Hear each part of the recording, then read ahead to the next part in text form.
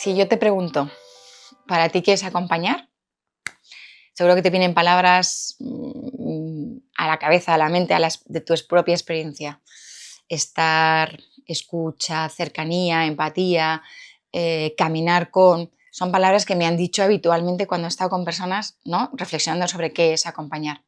Pero si te pregunto qué no es acompañar, a que te vienen todavía con más fuerza palabras como no dirigir, imponer, no juzgar, dejar solo, abandonar.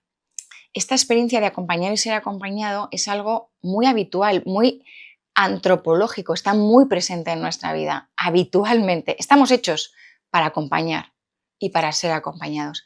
Y esto, insisto, que es algo natural de nuestra propia naturaleza, a veces no le dedicamos la suficiente atención o la suficiente conciencia para darnos cuenta del impacto que tiene nuestro acompañamiento o incluso nuestro dejarnos acompañar en nuestro día a día, en nuestra realidad. Cuando yo descubrí esta palabra acompañar y dejarme acompañar, hubo un antes y un después en mi vida, porque me di cuenta que el acompañamiento no es una técnica, no es una certificación, es una manera de ser y de estar en el mundo. Y que acompañar a un adolescente, que fue mi gran descubrimiento, me implicaba estar delante de él de una manera completamente diferente de lo que mi mente me decía. Yo creo que el adolescente tiene que hacer, tiene que decir, tiene que ir, tiene que llegar, tiene que. Cuando todos esos tienes que los dejé a un lado, siendo muy importante, y me encontré con la persona y descubrí la potencia de llegar a su corazón y poder acompañar, sostener, despertar los deseos de ese corazón para llegar a ser quien está llamado a ser, él tiene que bajaron de volumen. Bajó de volumen, fue un indicador, pero la persona tuvo toda la potencia. Se convirtió en verdadero protagonista de este acompañamiento. Sí, a mí me cambiaron la vida los adolescentes.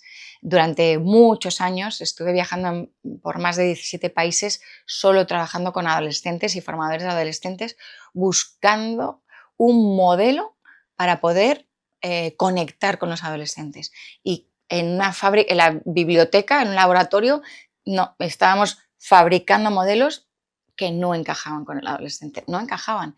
Pero cuando empezamos a escucharlos, sobre todo cuando empezamos a escuchar lo que llevaban dentro, porque la apariencia nos engaña, el portazo, el grito, los 1800.000 piercing, un montón de cosas, ¿no? El mal encarado que a veces tienen los adolescentes. ¿Esto es verdad o no es verdad?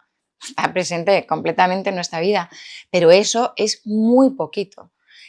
Es todo lo exterior, es la apariencia. No puede definir eso lo que lleva realmente un adolescente en el interior. Ver lo que lleva esa bomba atómica que un adolescente no le explota de repente un día y dice: ¿qué ha pasado con esto? ¿Qué me pasa por dentro? ¿A quién se lo cuento? ¿No? Y tener que fingir que no me ha pasado nada, ¿no? Ese interior, llegar a tocar ese interior, conmueve a la persona y hace que estés con el adolescente de una manera completamente diferente. Por eso acompañar es una vocación, pero es una vocación de todo ser humano. Estamos hechos, fijaos qué afirmación más potente, estamos hechos para acompañar y ser acompañados. No existe un profesor sin alumno, no existe un padre sin un hijo, no existe un amigo sin una amiga o sin otro amigo, vamos. En todas nuestras relaciones hay reversibilidad. ¿Por qué? Porque el ser humano es un ser de encuentro, está hecho para la relación, está hecho para los demás. Yo no puedo vivir aislado, vivimos aislados. La soledad es la enfermedad crónica del siglo XXI, no dicho por mí, dicho por muchos psicólogos, por grandes filósofos, ¿no?, teólogos. Es la gran enfermedad del siglo XXI. Por eso, tanto en Gran Bretaña como en Japón, hay hasta ministerios para gestionar la soledad. Esto es muy fuerte. Podemos vivir en soledad, pero no estamos hechos para vivir solos. Y este es el gran anhelo del corazón. Y en ese vivir con el otro es una misión reversible. No solo vivo contigo, es que tú vives conmigo, yo te doy y tú me das. Hay un ejercicio de reversibilidad, dar y recibir, acoger y ser acogido, acompañar y ser acompañado. Y el acompañante, no sé si a ti te toca acompañar, pero uno de mis grandes descubrimientos fue precisamente esta reversibilidad. ¿Sabes qué? Yo iba a acompañar a mucha gente. Yo desde muy pequeñita he estado en jefe de campamento, responsables de equipos, movilizadora. ¿Y qué hacía o qué quería hacer? Ayudar. Iba en formato dar, ayudar, sostener, hasta que un día descubrí que no solo ayudaba a otro, sino que yo era ayudada por esa persona. Cuando me di cuenta de este cambio, pues no solo voy a dar, sino que voy a recibir, me sentí completamente, en el fondo, liberada. En el fondo, liberada. No en plan egoísta, yo te doy a ver qué recibo de ti. No, no me refiero a eso, sino a saberme necesitada de la persona a la que acompañaba. Podía aprender algo, no solo podía, estaba llamada a aprender algo. Un caso muy concreto, mi hijo Pablo acaba de ser papá. ¿Quién le está enseñando a ser papá? ¿Un libro de texto? ¿Una madre que le da consejos? ¿Sus amigos? No. La que realmente le está enseñando a ser papá es su hija Manuela. Un bebé de 4, 5, 6, 7 meses está acompañando a su padre a descubrir esa vocación de ser padre. ¿Los libros de textos te ayudan? Por supuesto, pero la persona, el acompañado, sin saberlo, se convierte en un agente de crecimiento para ti, en una persona indispensable para llegar a ser lo que estás llamado a ser. Y luego cada persona, en esto del arte de acompañar, cada persona es única y repetible. Yo recuerdo, vuelvo a poner un ejemplo de mi familia, porque mi escuela de acompañamiento es mi familia. Recuerdo que cuando Pablo era pequeño, uno de mis hijos llevaba unas escaleras y era muy prudente y esperaba, me ponía así la mano, le cogía la mano y bajamos las escaleras. Nació mi segundo hijo y claro, llegó a las mismas escaleras unos meses antes y ¿qué hizo? Tirarse de cabeza. Su primera brecha fue en ese momento. Y yo dije, ¿pero cómo? Si Pablo se paraba y me daba la mano. Claro, es que Pablo es Pablo y necesita a una mamá de forma diferente que un Daniel, que necesita mucha libertad, mucha creatividad y también mucha contención, ¿no? En un momento determinado. Entonces, acompañar es un arte que se descubre en la plaza de toros, acompañando cerca de las personas, en el one-to-one o en el grupo comunitario. Esto quizás es como, para cerrar esta parte, podríamos decir que el acompañamiento está de moda. La mayoría de los anuncios publicitarios, te invito a mirar los anuncios publicitarios en el día de hoy, de bancos, sobre todo de bancos, de agencias de viaje o de seguros, muchísimo, ¿no? Y te acompaño a elegir el mejor crédito que necesites. También de coches. Este coche te acompañará, seguros de vida, te acompañamos en el ocaso. La palabra acompañamiento está muy presente. ¿Por qué? Porque el ser humano oye eso y ¿qué escucha? No voy a estar solo, no me voy a encontrar solo. Pero que el acompañamiento esté de moda no quiere decir que sea algo que se va a pasar. ¿Sabes por qué? Porque el acompañamiento es una respuesta a los anhelos más profundos de tu corazón, que es no estar solo. El acompañamiento es una respuesta antropológica. Si esto es así, al menos hay 2 preguntas importantes que a lo mejor te ayudan a ti. Primero, ¿a quién acompañas y cómo acompañas? Si eres consciente de ello. Y segundo, ¿quién te acompaña a ti? Bueno, remato esta parte. ¿Te dejas acompañar? Pues este sería como la primera parte más importante, que es el fundamento del acompañamiento. El fundamento del acompañamiento, que no es una simple moda, no es una venta, no es porque voy a ser mejor, voy a tener un título, sino me va a ayudar a estar y a ser de una determinada manera, conforme a mi naturaleza del ser humano, en modo relacional, con el otro, por el otro y para el otro. Bueno, pero entonces ¿estamos acompañando todo el rato, todo el tiempo? Sí. Y hay a veces que el acompañamiento es formal, es intencionado. De hecho, esto es muy importante educativamente, en el ámbito de la salud, en el ámbito de las organizaciones, de las empresas. Estamos acompañando hacia algo, hacia un crecimiento. Nosotros lo sintetizamos que el acompañamiento es un camino de encuentros y desencuentros, por cierto, también muy importante, porque no siempre nos salen bien las cosas, orientados hacia dónde. El fin, la intencionalidad es muy importante, orientados a la plenitud vocacional de la persona. Plenitud posible, ¿no? La plenitud no se predica o no se verbaliza en el futuro. Cuando termines bachillerato, cuando entres en la carrera, cuando termines la carrera, cuando tengas el primer trabajo, cuando te cases, y estamos hipotecando nuestra plenitud al futuro. ¿Sabes qué? Que ni tú ni yo podemos asegurarnos que mañana estemos en esta tierra. Por tanto, la plenitud y el acompañamiento se conjuga en presente. La plenitud posible hoy. Y la plenitud vocacional nos estamos refiriendo al por qué y el para qué de tu vida. Es descubrir cuáles son tus talentos, para qué estás hecho y sobre todo para quién estás hecho. Un temazo. Entonces, todo eso es lo que formalmente es muy importante trabajar, reflexionar y anclar en un acompañamiento adecuado, un acompañamiento a la medida de la persona, no un acompañamiento técnico, sino un acompañamiento antropológico. La intencionalidad, en ese sentido, el para qué, el fin del acompañamiento es muy importante. Luego también vas a acompañar a comprar el pan, por supuesto, qué bien, con tus amigos o al cine, pero cuando estamos hablando en este nivel de prepararme para ser mejor acompañante, prepararme para dejarme acompañar, estamos en este nivel de fundamento antropológico. A veces confundimos el acompañamiento con tener las soluciones. Viene alguien, me cuenta un problema y le tengo que dar las soluciones. No siempre es así. Más bien, pocas veces en el acompañamiento solucionamos. A veces quiero y soy muy controlador o controladora o quiero ayudar a las personas y quiero solucionar la vida. Más de una vez has estado seguro en una experiencia en la que tú has estado contando algo y alguien te ha querido solucionar el problema. El tópico es tu marido, este es el tópico, pero fuera de los tópicos es una realidad y más de una vez te has encontrado tú queriendo dar esa solución, te cuentan un problema, una situación, queriendo dar la solución. El acompañamiento es mucho más que dar soluciones, aunque a veces demos soluciones.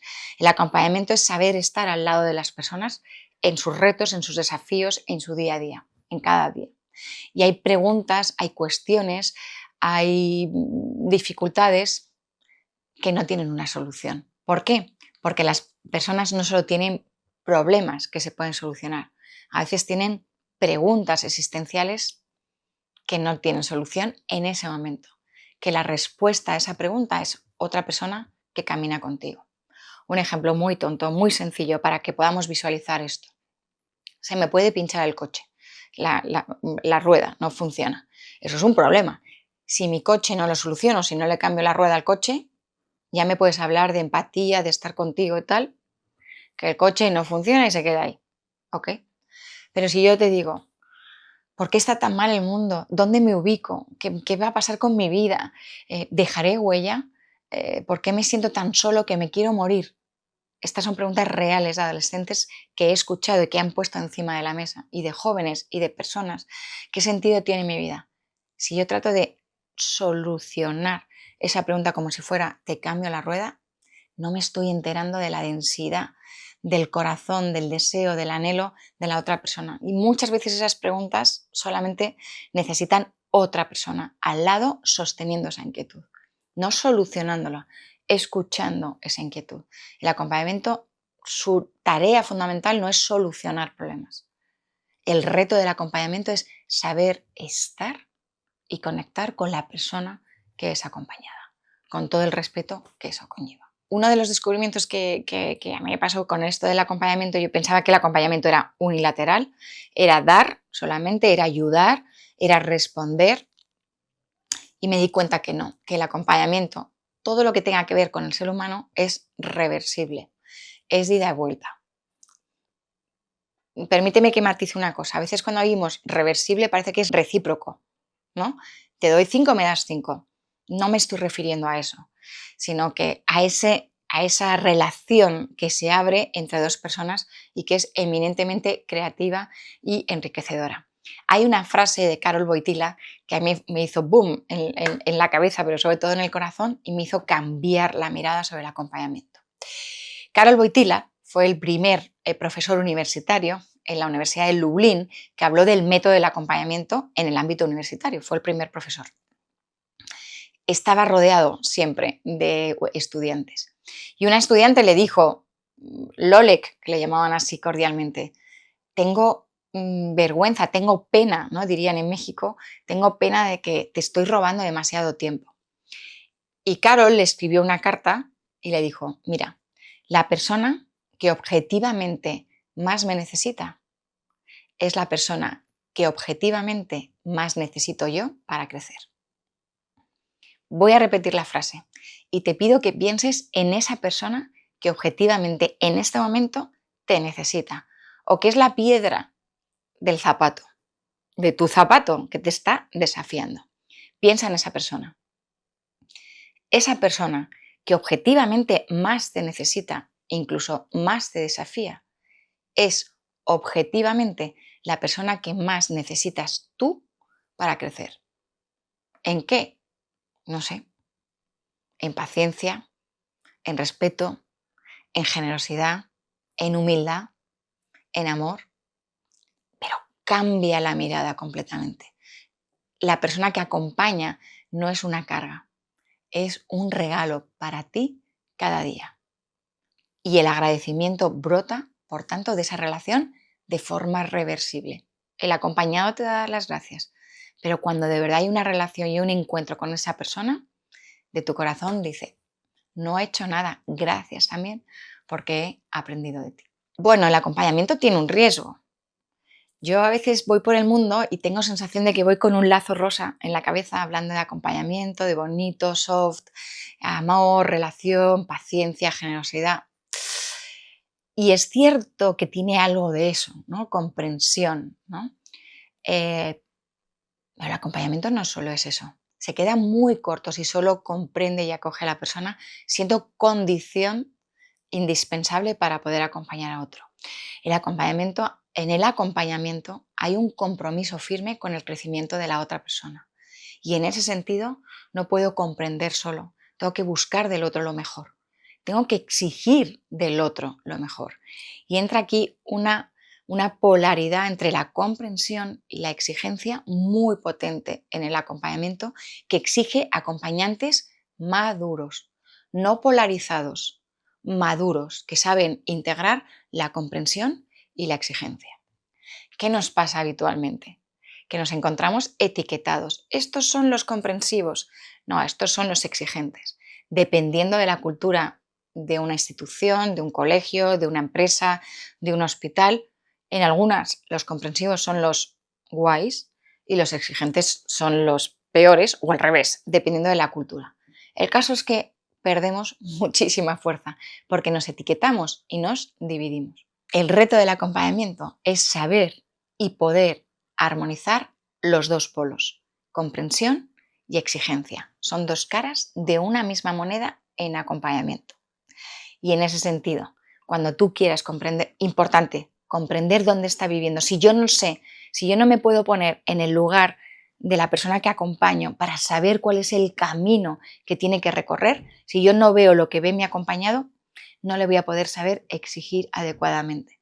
Si estoy a 3 kilómetros así, a ver si espabilas. Ya te estoy viendo, no te preocupes, que aquí te estoy esperando. Pero si solo me quedo detrás diciendo, pobrecito, vaya reto que tienes por delante, no te preocupes, quédate aquí paradito, porque esa montaña no la vas a saber subir. Eso no es ser un buen acompañante. Un buen acompañante es el que sabe comprender el reto que tiene el acompañado y exigir, confiar, desafiar, sostener en ese crecimiento. Comprensión y exigencia, dos polos que se necesitan y se potencian para que el acompañante sea una persona madura al servicio del acompañado. A veces el acompañamiento se convierte en una función.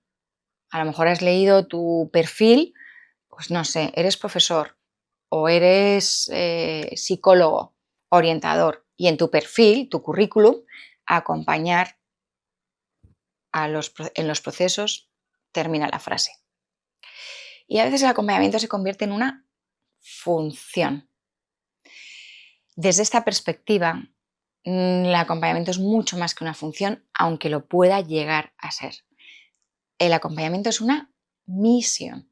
Además, es una misión compartida. Iba a decir, y suena un poco grandilocuente, con toda la humanidad, pero es verdad. Es una misión compartida con todos los seres humanos. Pues si estamos hechos para acompañar y ser acompañados, acompañarnos es una misión compartida. Permítame que aterrice esto en un ejemplo. En un centro educativo. Conozco muchos centros educativos que cada vez más tienen mentores, la figura de mentor. Un mentor que ve pues 4, 5, 6, 7 veces al año, 7 horas al año a cada alumno. Esto es muy potente y cuando contamos estos programas, la gente se sorprende. ¡Wow! ¡Qué maravilla! Tenéis un mentor por alumno. Sí, se traduce en 7, 8 horas al año. ¿Cuántas horas semanales está un profesor con los alumnos? En grupal, pero ¿cuántas horas semanales? 8, 9, 10, 12 horas semanales. Pero ¿cuánto tiempo está el alumno con un amigo, con sus compañeros de aula? 7, 8 o 10 horas al día. Fijaros si limitamos la misión de acompañar a la función del mentor. Queda completamente reducida. Cuando compartimos la misión de acompañar con toda la comunidad educativa, incluyendo los propios alumnos, y convertimos una cultura de la verdadera amistad, se potencia, se multiplica. El impacto es exponencial y el fruto de un buen acompañamiento, ¿sabes cuál es? Verdaderas comunidades de vida. Esto lo hemos comentado con alumnos muchas veces y les hemos propuesto esta misión. ¿Queréis acompañar a vuestros compañeros? Muy pocas veces han dicho que no. Más bien es yo quiero, yo puedo. Se comprometen a formaciones, a sesiones. ¿Por qué? Porque quieren dar muchas de las cosas que ellos han recibido. Y esta manera de estar en el mundo, en modo no controlador, sino en modo agradecimiento, porque todo lo que tengo lo he recibido, cambia completamente la manera de vivir. ¿Y cuál es el ADN de este acompañamiento? ¿Qué decimos que es el ADN del acompañamiento? Pues lo decimos en 3 palabras: despertar, descubrir, decidir. O de forma de andar por casa, otras expresiones. No dar pan si no hay hambre. Si no hay hambre, por muy rico que sea el pan, el cocido madrileño o el Big Mac, no sé qué es lo que más te gusta, si no tienes hambre puede ser impertinente, inapropiado. Me puede hasta empachar. Ahora bien, sabemos que todo ser humano tiene hambre de sentido y tiene hambre de relación, tiene hambre de saber por qué y para qué está en este mundo y tiene hambre de amar y ser amado. Si yo soy capaz de despertar este hambre, entonces podré dar pan a este hambre. Ciertamente que nos encontramos en una sociedad aparentemente anestesiada, aparentemente saturada en la superficie, demasiado ruido, demasiada comida. Permitidme que ponga el adjetivo sin juzgar: basura, lo que se llama comúnmente esa comida, que superficialmente anestesia el hambre.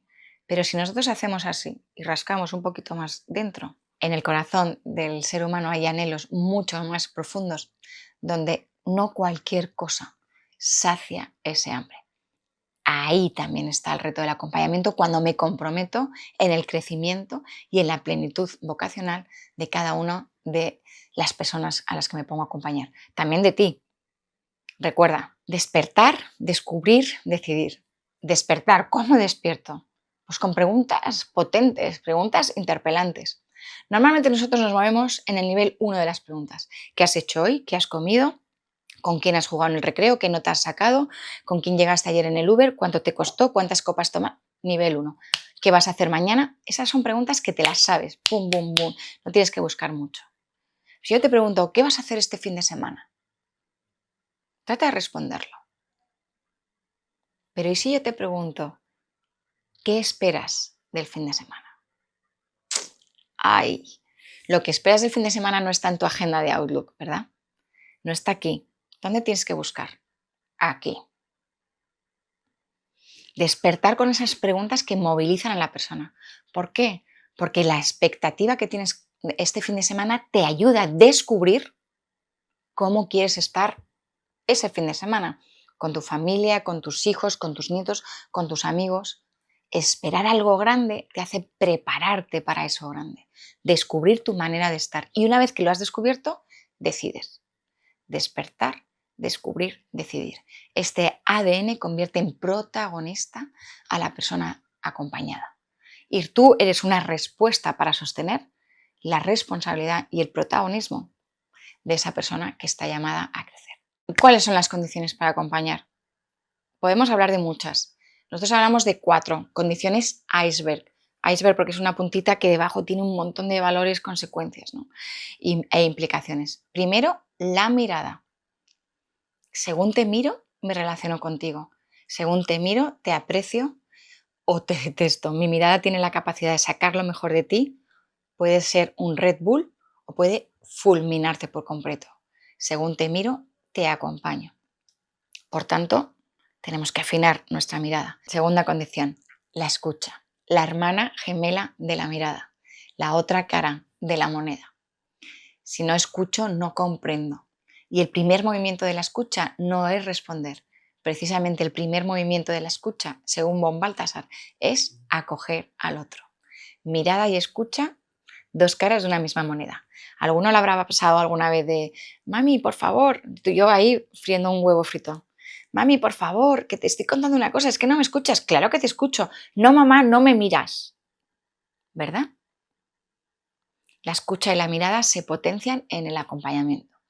Luego hay otras dos condiciones esenciales, el perdón y la esperanza. El acompañamiento es un camino de encuentros y también de desencuentros. Ya nos gustaría ir siempre perfectos, impolutos. Bueno, no sé si nos gustaría. La realidad es que no nos sale siempre y que hay muchos desencuentros, muchos conflictos o dificultades que necesitan del perdón.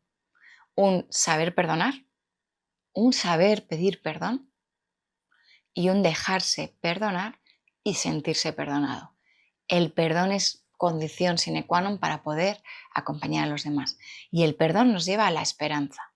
La esperanza es tener ese motivo, un lugar donde volver, haya un lugar o una persona a la que volver haya hecho lo que haya hecho, haya pasado lo que haya pasado.